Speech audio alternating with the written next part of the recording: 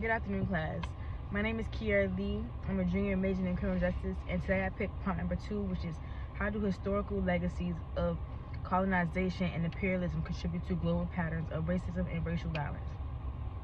Through the establishment of strict racial categories that legitimize the subjugation of indigenous populations and individuals of African descent, colonization and imperialism significantly influence global patterns of racism. In order to portray colonized peoples as inferior or subhuman, European powers created a racial hierarchy throughout the colonial area, with white Europeans at the top. These beliefs were made official by social, legal, and economic systems that upheld inequality. These racial differences had a legacy that went well beyond colonial times.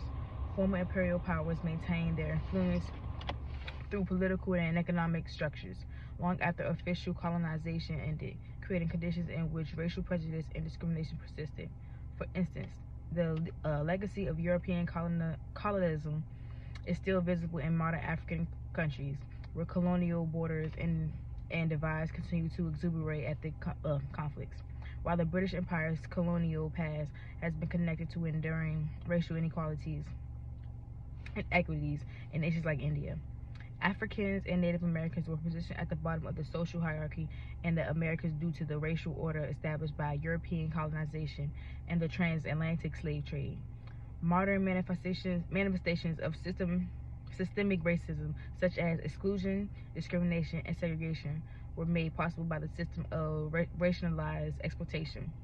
The concept of racial inferiority persisted in influencing policy even after slavery was abolished, frequently leading to social and legal restrictions that disadvantage non-white groups. Racial violence and prejudice are not limited to former colonies. Rather, they continue to exist in the imperial centers itself due to the global nature of these colonial legacies.